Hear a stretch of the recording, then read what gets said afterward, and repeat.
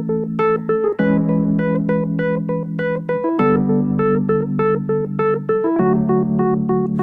I can't talk fast or spit smooth rhymes. I'm usually overthinking with my mathematic mind. Let's press rewind and take it back. Go take it back to when I was younger. I could take the world under my arm and go farther than I thought I could. Now I'm a writer, not a fighter. I wanna love, I wanna show the world what I'm dreaming of. Breaking chains from the slaves and calling people by name, telling them they're worth it. We could change the earth if we try with just a little love. Because we are music makers. We dream impossible dreams. We're the artists and the planet shakers. We are here to change things. I don't know how to do this, maybe I've just been running my mouth lately, wondering how to take a stand. I'm just trying to be a better man. We'll change our mind if we take the time to listen. Open up our eyes to something new, see what different people can do. Like remember when we were kids and trouble didn't seem so big. Let's see the world with wonder again.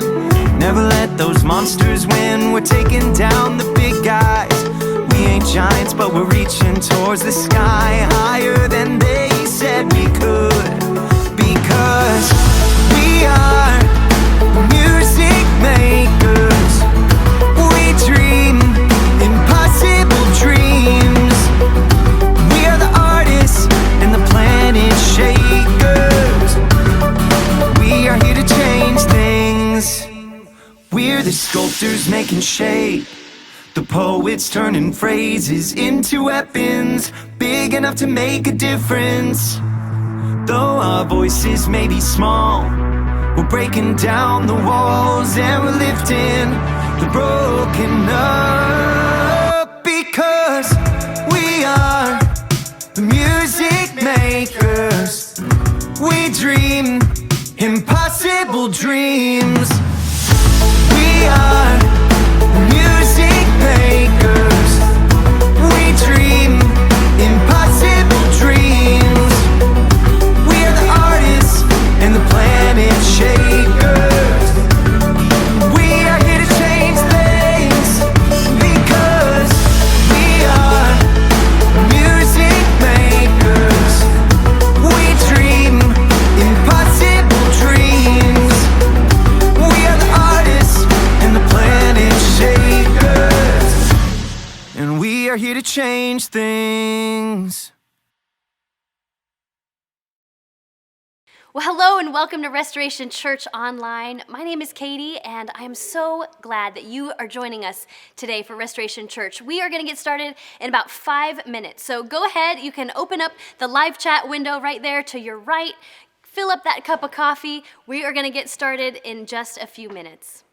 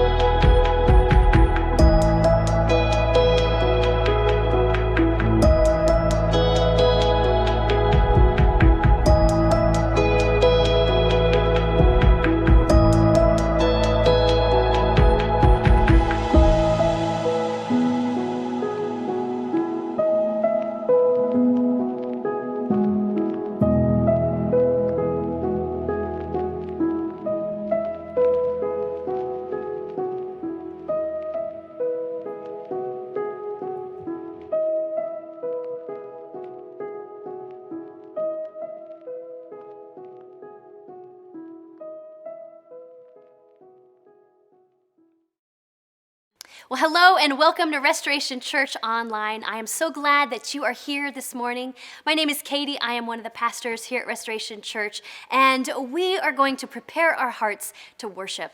We know that God is in this place. Wherever this place is for you, whether that is in your living room, whether that is in a friend's house at a house church, or whether you're watching this in your car or somewhere else throughout the week, we want to encourage you to lean into this moment. This is an opportunity to worship God.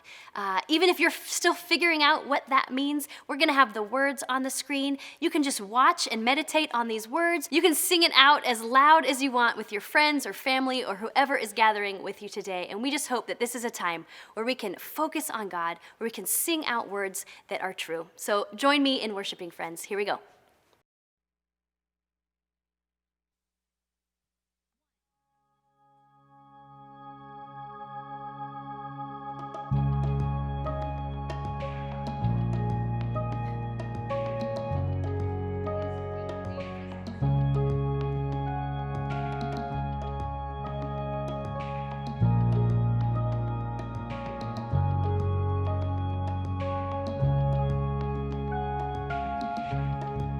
I would have nothing if it wasn't for you. Beautiful one. Look where we started and how far we've come. I'm running after your love. Leaving it all to take all of you. The love of my soul, you and only you. It's only you. To my love, wrapped in your beauty. The love of my soul, you and only you. It's only you.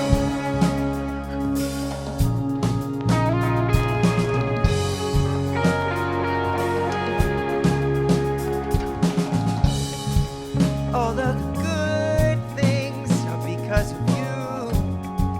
Beautiful one. I'm just so grateful that you don't give up. I'm still running after your love. Leaving it all to take hold of you. Love of my soul, you and only you. It's only you. To my love, wrapped in your beauty. Love of my soul, you and only you. It's only you. Leaving it all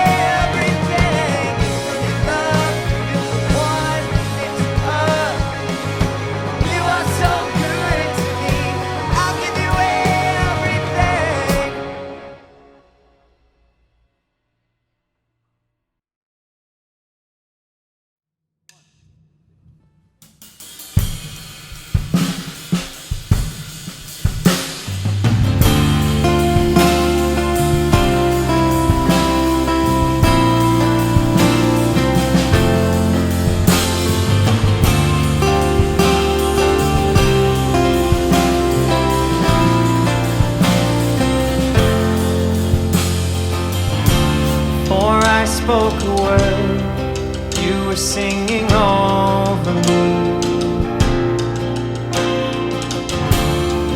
You have been so, so good to me.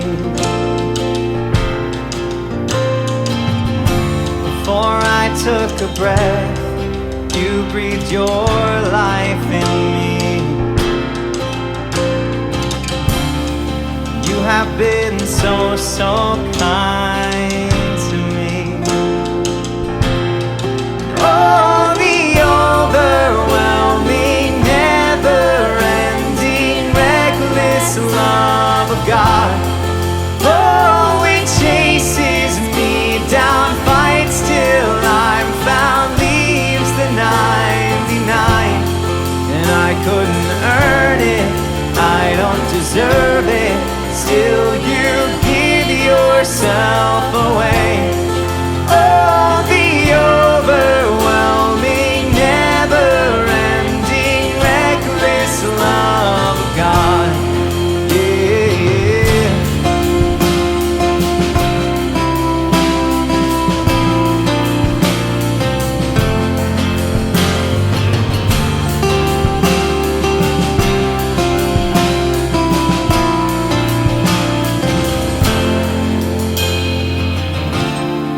I was your foe, still your love fought for me. You have been so, so good to me. And I felt no worth, you paid it all for me. You have been so, so kind to me. Oh, the overwhelming, never-ending, reckless love of God. Oh, it chases me down, fights till I'm found, leaves the 99, and I couldn't earn it, I don't deserve it, still you give yourself away. Oh, the overwhelming, never-ending, reckless love of God.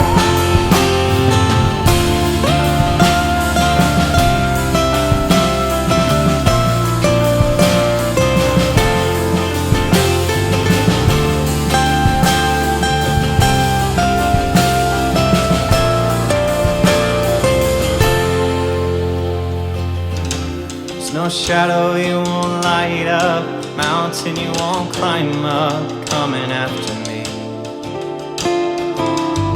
There's no wall you won't kick down, lie you won't tear down, coming after me. There's no shadow you won't light up, mountain you won't climb up, coming after me. There's no wall you won't kick down, lie you won't tear down, coming after me. There's no shadow you won't light up, mountain you won't climb up, coming after me. There's no wall you won't kick down, lie you won't tear down, coming after me. There's no shadow you won't light up, mountain you won't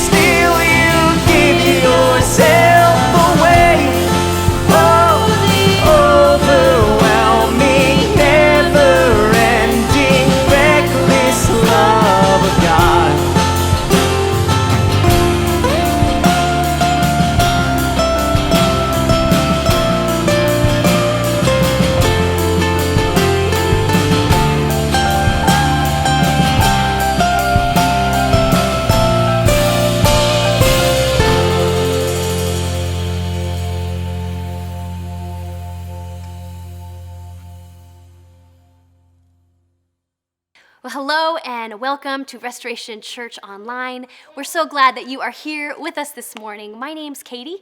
I am one of the pastors here at Restoration Church, and we want to let you know a little bit about us. Here at Restoration Church, our mission is to empower all people to love and follow Jesus. We believe that every single one of us has a part to play in the story of God as He is restoring and renewing all things. So I want to direct you to restorationchurchsd.com/live. Right there on that site, you can find out all that you would ever want to know about Restoration Church. And if you're new around here, I'd encourage you to fill out that top button, click connection card. That way you can let us know you're here. You can share a little bit about yourself, and we would love for someone from our team to reach out to you, answer any questions that you might have, and help you get connected to the story of Restoration Church. You can also scroll down to find great resources for your kids if you want to have church at home as a family. You can download and watch those videos. They're awesome. For all of you kids that started school this week, high fives. We love you, we miss you, and we are praying for you. To share a few more things coming up in the next week or so, we have our Restoration Church Vision Sunday coming up next Sunday, September 13th. It's going to be right here in our parking lot. We also are going to have the same experience online as well as in-house church. So there's 3 different ways to be part of Vision Sunday, and we hope that you will prioritize, save the date, mark your calendars, make or change plans to be there. It's going to be incredible. You can go to restorationchurchsd.com/Vision Sunday to RSVP and let us know which of those 3 ways that you are planning on being a part of Vision Sunday this year. And then finally, I want to personally invite each and every one of you to be a part of something that we're excited about that we've been offering these last few months. It's called Restoration Retreats. We know that this time of quarantine has been rough for so many of us. We've faced unprecedented change. We've pivoted, we've turned, we've shifted so much of our lives. Maybe even just this week with school starting for many of you. We are weary. And one of the things that I love about Jesus and about this invitation that we get from him is that Jesus often withdrew from the crowds. After times of much work, he would slip away to a quiet place. And that is exactly what these retreats are designed to be. A time to rest, a time to hear from God, a time of prayer and deep listening, a time to just be refreshed and to receive some vision from God for what he's done in these last few months and what he might have for you in the future. So it's a half-day retreat coming up on Saturday, September 19th. You can go to restorationchurchsd.com/events to find out a little bit more about these restoration retreats and to sign up. We hope we'll see you there. Lastly, we're excited to share with you that today we are starting a brand new series called Ready for Restoration. We are so excited that throughout the month of September, we are going to be leaning in to hear what is it that God has for us for the future of our church. We believe that God is writing an incredible story, and we want you to be a part of it. So you've picked the right time to jump in, clicking on, and joining us today. In just a minute, we're going to hear from Pastor Kurt as we kick off this brand new series. Right now, as you get ready, why don't you turn to the person next to you, give them a high five and say, I am ready for restoration. Well, hello and welcome to Restoration Church Online. We are so glad that you chose to join us today. Wherever you're tuning in from, we are thrilled that you are a part of our online community as we begin this incredibly important new conversation for the next 4 weeks called Ready for Restoration. My name's Kurt. I'm one of the pastors here, and I'm just thrilled that you have invited us to be a part of your spiritual journey. So thank you so much for tuning in today. And I don't have to tell you, you know this, you've experienced this in many different ways, but our world has been rocked over these last few months into a space that none of us would have asked for. None of us really know how to navigate through, if we're really honest. And as we look around, we have had to find new ways of doing almost everything, including church. There's new ways of how we engage with our favorite restaurants or our favorite places to shop. There's new ways that we do relationships now that we can't just go grab a drink and hang out. It's like, yeah, I'll log on at 8 o'clock. There's new ways that we're doing education even this week for many of you with your kids starting virtual school yet again for another school year. And we find ourselves in this place where there is so much undoing happening in our life, in our souls, and in our collective consciousness.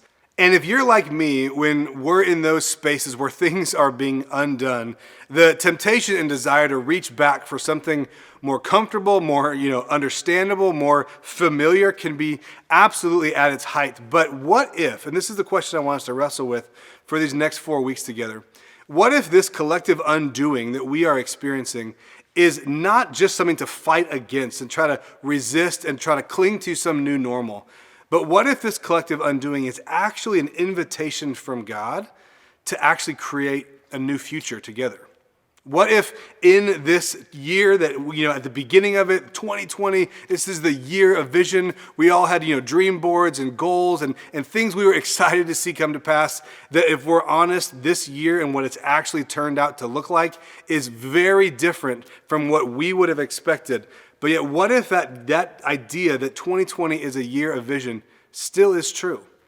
It's not the vision that we had wanted to see or that we would have thought up on our own, but what if 2020 has been the year that God has brought to our attention, brought to our eyesight, brought to our spiritual vision, the things that He actually wanted to show us all along, things that are dear to His heart, things that are important for us to really engage and wrestle with, things that needed to go away and be stripped away from our experiences so that we could have a truer and more honest and authentic engagement with God and with each other. As we look around, as we have conversations, as I've chatted with my neighbors and people that aren't Christians, that aren't church people, and maybe you've sensed this as well, we realize that there is a rising tide of people that are absolutely no longer interested in any sort of institutional religion that clings to its own way, demands its own rights, and is simply about protecting its own territory. They're done with that. It is irrelevant and no longer helpful in the conversation of their life. And yet, at the exact same time, there are more and more people that we find are interested in a conversation about a restorative community that desires to be for the society around it, for the people that they engage with, that they would bring life and hope and healing to what it is that people are feeling right here and now in 2020. And the best news of all is that Jesus Himself had no interest in the former, but spoke so often about how to create the latter, how to create that kind of restorative community that actually, if we're honest, all of our souls perhaps are more ready for in 2020 than we have been perhaps in our entire lifetime. And so as we engage in this conversation over these next few weeks, I want to invite you to lean in, to engage, to ask these deep questions that God might be wanting to bring to your attention so that ultimately you can begin to love and follow Him more closely, more deeply, and that our neighbors and our community around us is better for it.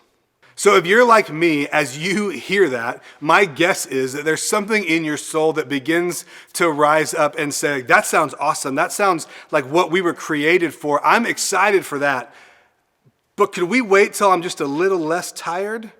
Like I'm tired. And my guess is you're tired. And all of this pivoting and all of this change and all of this quarantine over the last 6 months, we are tired. We have had to pivot so much. We've had to adapt so much. And you're tired of pivoting. You're tired of adapting. You're tired of working from home and being childcare and being teacher and having to be your own tech support. You're tired of Zoom. Me too. It was fun to order Postmates at the beginning, and you're tired of takeout. Like, we are tired of so many things in our life, and the amount of frenetic energy that has been required over these last 6 months of stay at home, as ironic as that sounds, it has worn down our soul. And for many of us, we're like, again, I'm in on that, but can we just wait until I have a little bit more time, a little bit more energy to work myself up? And the reality is, though, is that as we look through the scriptures, as we see in history the ways that God has moved throughout His people, it's actually in those moments when we are worn down, when we can no longer depend on ourselves, when we can't muster up the hustle anymore as much as we feel like we're young, scrappy, and hungry and we can make it happen, like we can't do it. That in those moments when we feel weak, when we feel defeated, it's actually in exactly that same space that God might be about to do something miraculous. And so that's what we're going to look at over these next few weeks as we don't settle for creating just a new normal, but we actually lean into creating a new future together. And this was not much different than the questions and the ideas that the first followers of Jesus had when they were walking around the planet with him in modern-day Israel and Palestine thousands of years ago. In fact, there was this conversation that is recorded for us in the Gospels where the Gospel writer looks around and understands that this is a big moment, this is a big conversation, this is worth remembering because his followers ask a very important question. And John, who was Jesus' best friend, who was there in the crowd when this conversation happened, later in his life wrote this down because it was probably such an impactful moment for him where he saw the perspective of Jesus around these kinds of questions. And it starts in John 14. It says this. The verses will be up on the screen, or you can follow along in your own Bible, or you can open another tab real quick and jump over to YouVersion. But in John 14, John records that Thomas, one of the other disciples, said to him, meaning Jesus, "Lord, we don't know where you're going, so how can we know the way?" They'd heard Jesus talk about the way. This is the way of the kingdom of God. This is where I'm leading you. And Thomas finally has enough courage to say, hey, we don't know what that is. Can you be more specific? And Jesus answered to him, I am the way, I am the truth, and I'm the life. And in fact, no one comes to the Father except through me. And if you really know me, you will know my Father. This is an incredible promise from Jesus that when we get closer to Jesus, we actually get to know God. And he says, so if you know me, you will know my Father as well. And so from now on, you do know him because you've seen me. And then Philip chimes in and he says, hey, since we're talking about it, Jesus, show us the Father and then that will be enough for us. And Jesus answered, don't you know me, Philip? Haven't you been around me long enough? Haven't you understood what it is we've been talking about? Jesus says, don't you know that even after I have been among you for such a long time, you still don't understand? Anyone who has seen me has seen the Father. He reiterates this idea. How can you say then, show us the Father, when I'm standing right here, Jesus would say, right? Don't you believe that I am of the Father and that the Father is in me? He's saying, don't you believe these things I've been telling you? And then this is where he pivots and he no longer focuses on the immediate moment, but he casts a vision for them. And I believe that vision is actually for us as well. And he says, hey, if you don't believe just the words I've told you, look around at the things that I've done. Because the words that I've said to you, I don't speak on my own authority, but rather it is the Father living in me who is doing the work. Believe me when I say that I am in the Father and the Father is in me. And that at least, if you don't believe that, you can believe the evidence of the works that I'm doing themselves. Very truly I say to you, Jesus says, whoever believes in me will not only do the works that I've been doing, but they will do even greater things than these, because I am going to the Father. So we actually have this same conversation in our communities and in our souls that the first followers of Jesus were having with him in John 14, 5 through 12, where we are wondering, where are we going? If there's a God and if God is good and God cares about us, and maybe you've asked that question over these last few months, why is this happening and how do we get through it? Is really the best response just to hunker down and try to not move and just let this thing pass over and try to survive? Or is there a deeper invitation to a better story for you and for me, even in the midst of all that's changed in our world? Even in the midst of trying to wrestle through the questions that you might be asking, whether you're a church person or not, this has leveled the playing field for us. And so I have some good news and I have some bad news for us all as we kind of navigate through the beginning of this conversation. And the good news is that there actually is a way forward. And we're going to talk about it. But the bad news is that you are not the guide. The good news is there is a way forward. But the bad news is I'm not the guide. You're not the guide. We actually are not the ones that are going to lead us out of this because none of us have been here before.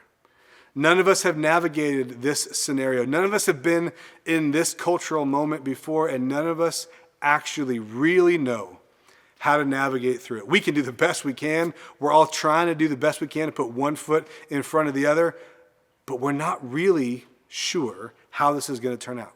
In the heart of our hearts, in the spaces that you may not even say to your kids, we don't know. And that phrase, I don't know, can be the most terrifying phrase for most of us. We can overcome almost any obstacle if we know what it is, but navigating uncertainty, navigating the unknown is so threatening. Yet Jesus seemed very comfortable leading his followers into the unknown. Insert Elsa, right? But this is the moment that we find ourselves in. And so what do you do when you know there's a way forward, but you're not the guide? In fact, in the book of Proverbs, starting in verse 5 of chapter 3, it has this incredible encouragement of wisdom for us. And it says, trust in the Lord with all your heart. Do not depend on your own understanding. Like I said before, these moments when we don't know where to go, we don't know how to move forward, those are the spaces that God often has incredible things in store for us because we no longer depend on ourselves. But if you're like me, you hear a verse like that, you're like, great, don't depend on my own understanding. Got it, I don't know what to do, so I have nothing to depend on. So we know what not to do, but what should we do? Where should we place our trust? What should we lean into? I don't know about you, but in this space right now, like I'm sitting here talking to a camera with a bunch of lights on and a microphone. Our whole team has had to pivot from what we knew how to do, and most of us had done for years, if not decades. And now we're video producers and online content creators and our own tech support and chat room hosts. Like this is not what we were expecting. You do not know how to navigate perhaps all the things that you've had to walk through in your business or with your education or in your home over these last few months. And so when we feel this invitation from the Spirit to no longer depend on our own understanding, well, often our understanding has already run out. And yet the author of Proverbs is more concerned not with the level of your understanding. Because remember, this was written by Solomon, the wisest person who's ever lived. So this wasn't about the net value of how much understanding you have. This was a posture and a position of our heart and a perspective of, hey, even though I know so much, I'm not going to depend on that. Even though you're successful and highly educated, that actually isn't what you should lean on. Even though your net worth is strong or your job is still intact, this has shown us that the economy is not something to lean on or depend on.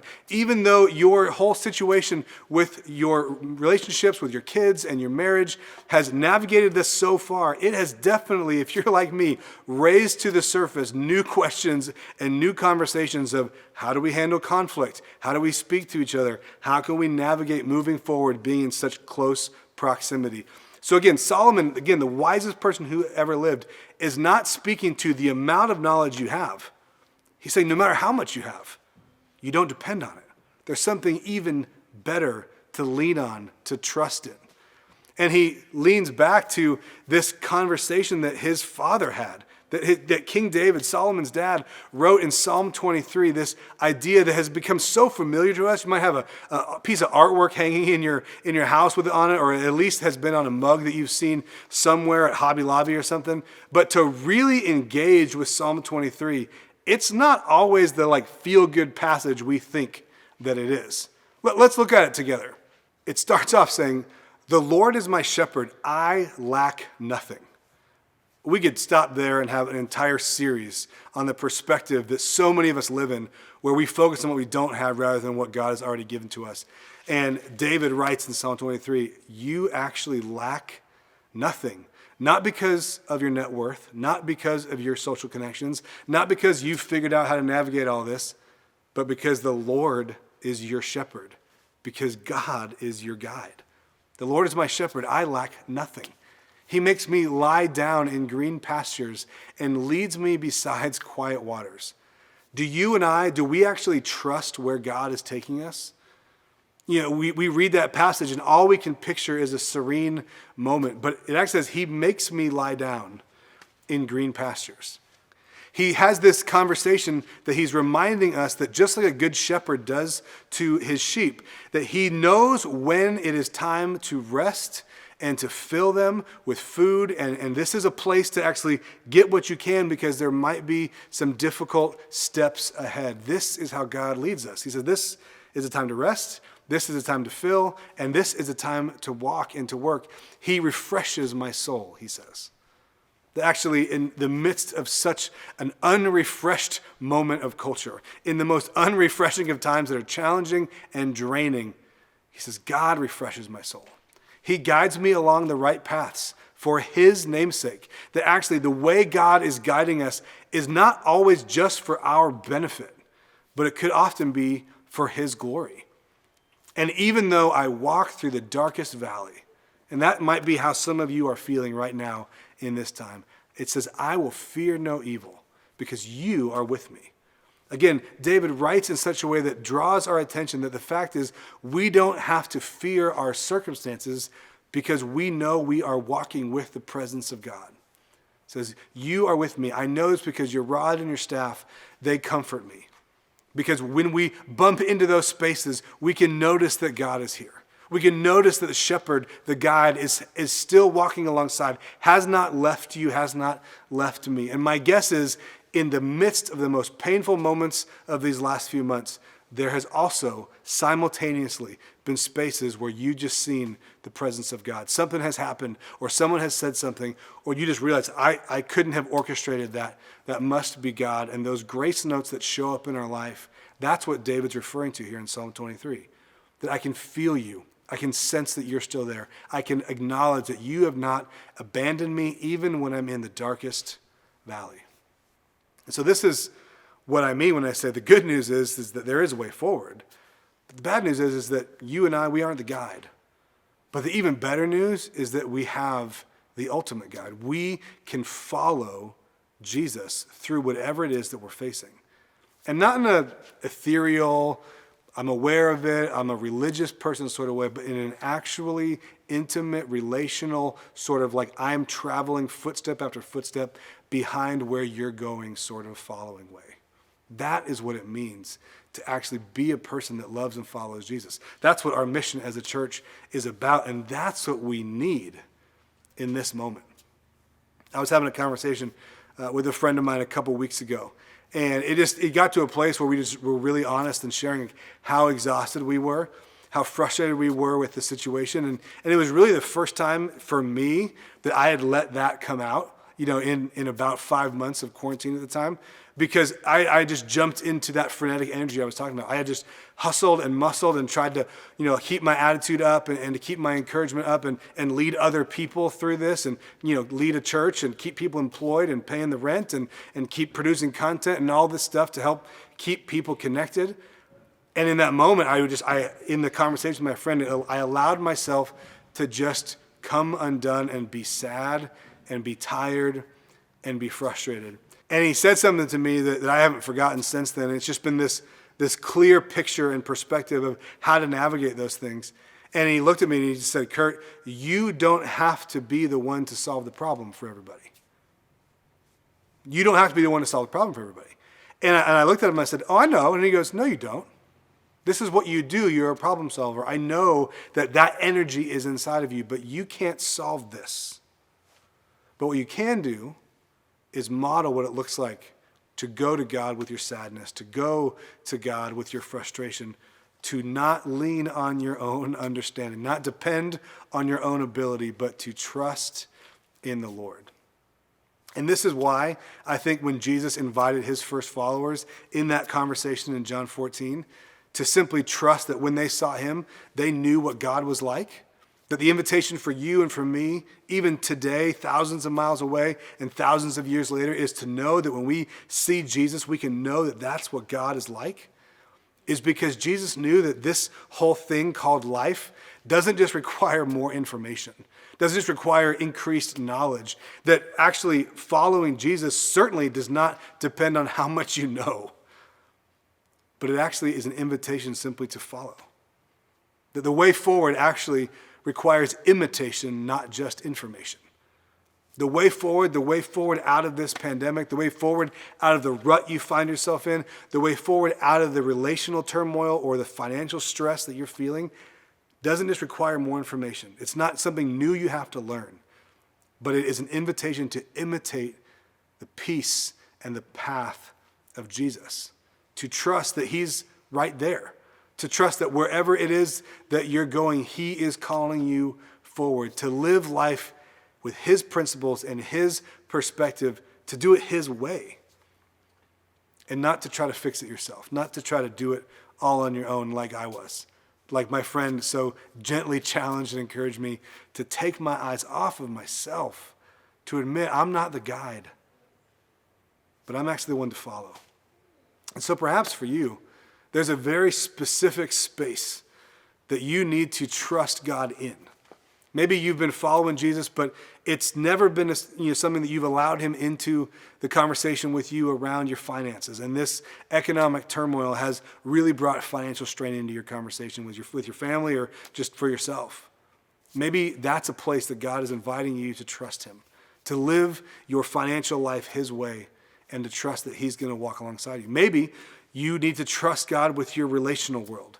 You've tried to navigate family and dating or parenting or whatever it might look like for you, and it just hasn't gone well, and you've just chalked it up to, well, this is just tough.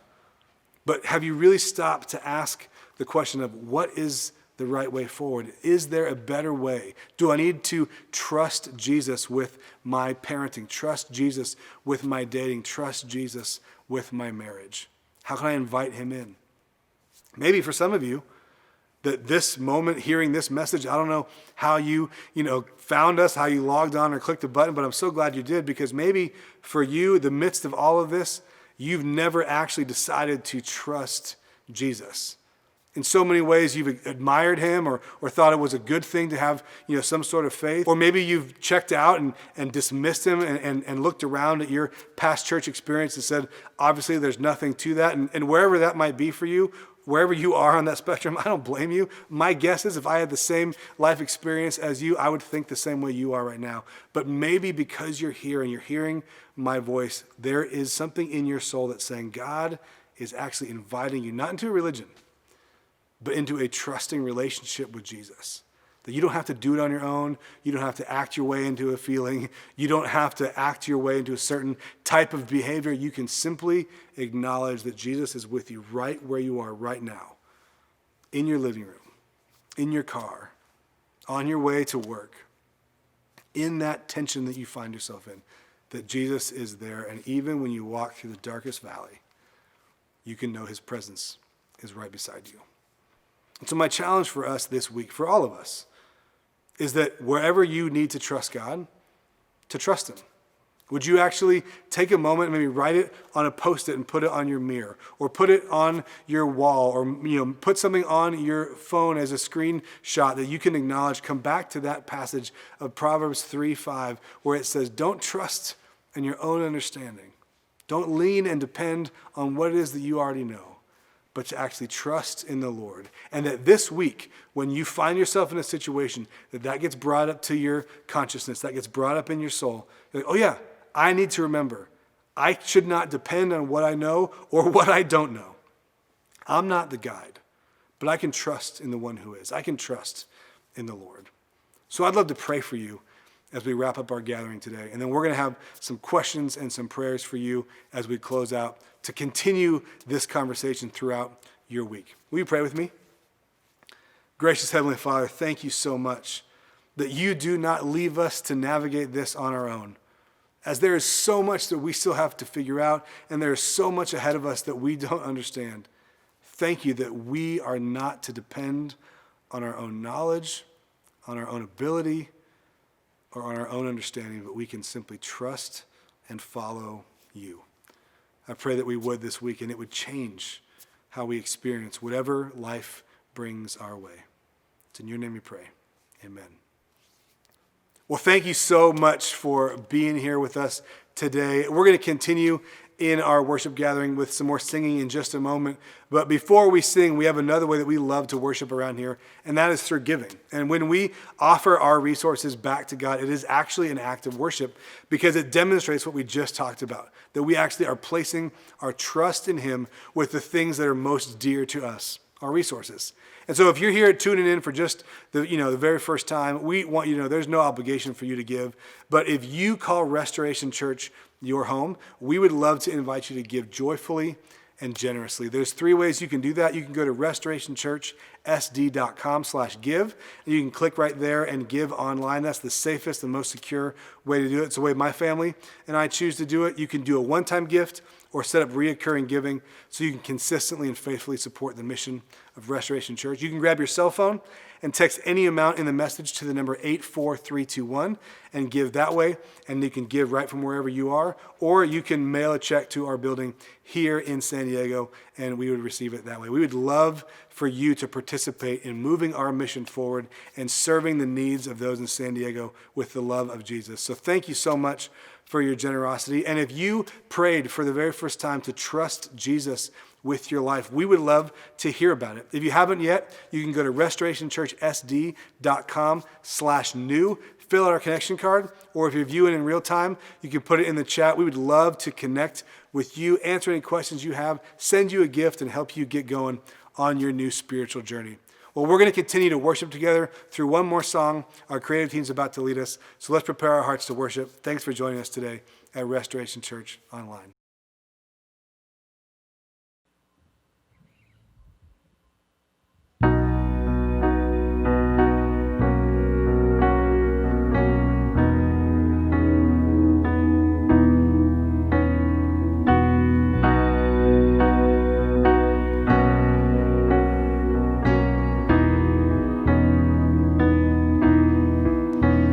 May my soul be one with your soul, be one with your spirit.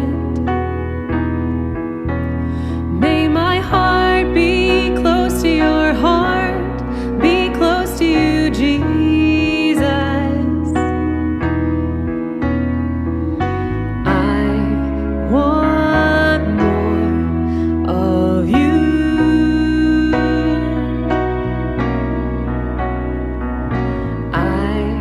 Want more of you. May my hands be held in your hands, be held in your promise. May my lips sing praises to you, sing praise to you, Jesus.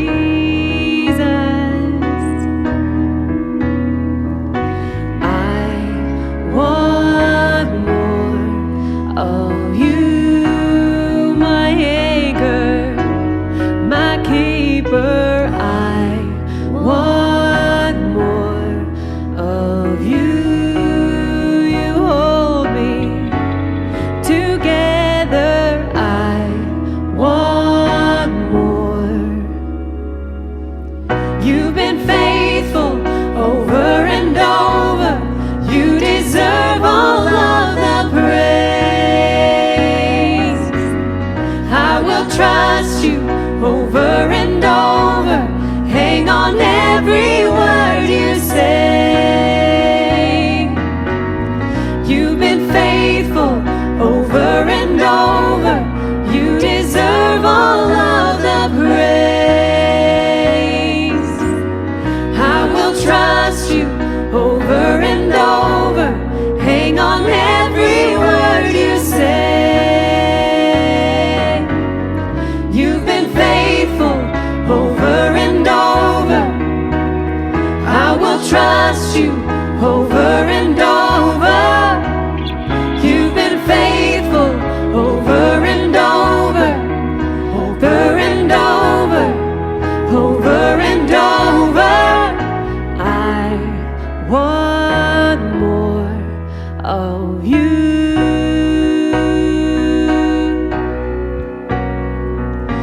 I want more of you.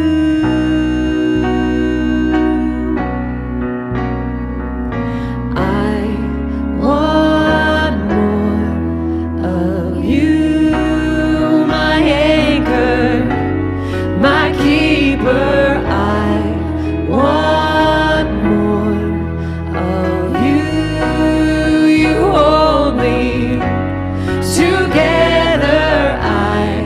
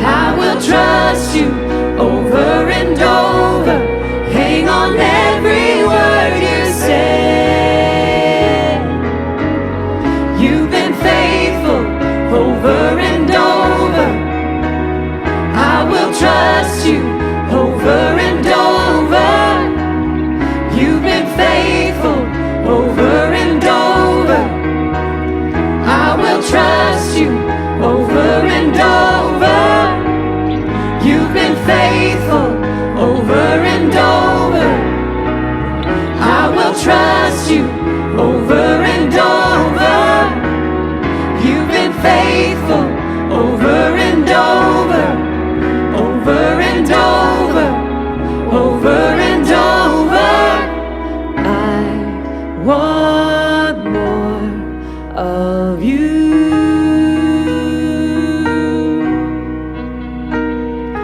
I want more of you.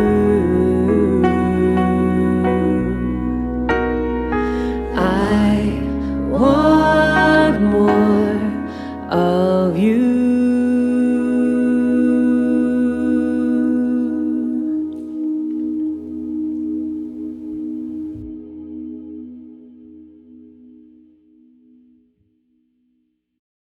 Well, thank you so much for worshiping with us today. Thank you again for taking time out of your day to invest in your soul, to hear from God. We hope today really, really blessed you. We look forward to seeing you next Sunday for Vision Sunday. Head on over to restorationchurchsd.com/Vision Sunday. Fill out that RSVP and let us know that you're going to be there. Until then, church, we love you. We're praying for you, and we pray that because of Jesus, you would experience restoration here in San Diego as it is in heaven. We'll see you next week.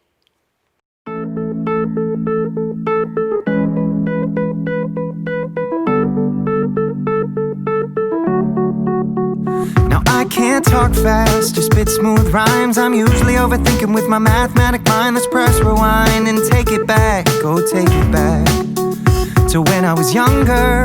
I could take the world under my arm and go farther than I thought I could. Now I'm a writer, not a fighter. I wanna love, I wanna show the world what I'm dreaming of. Breaking chains from the slaves and calling people by name, telling them they're worth it. We could change the earth if we try with just a little love. Because we are music makers.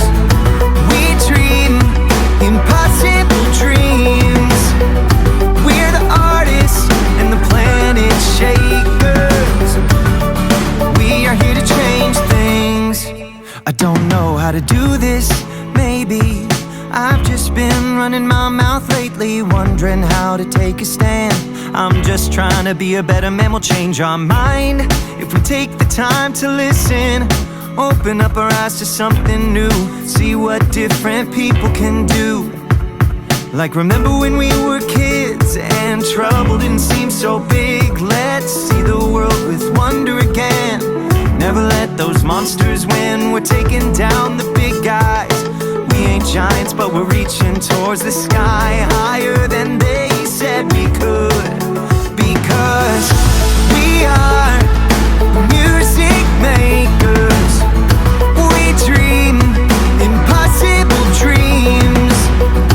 We are the artists and the planet shakers. We are here to change things. We're the sculptors making shape, the poets turning phrases into weapons, big enough to make a difference.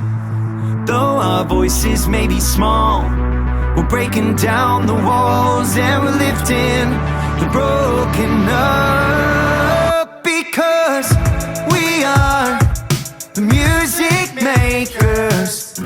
We dream impossible dreams. We are music makers.